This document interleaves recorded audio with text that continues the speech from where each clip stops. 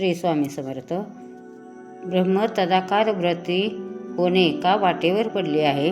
महाराज हे दत्तावतार आहेत असे त्यांचे भक्तच म्हणतात. असे नाही, मोठमोठे योगी सिद्ध तापसी महाराजांची कीर्ती ऐकून दर्शनास येत व महाराज अवतारी असल्याबद्दल आपली खात्री करून नगरवासी जनांस तसा उपदेश करून जात असत.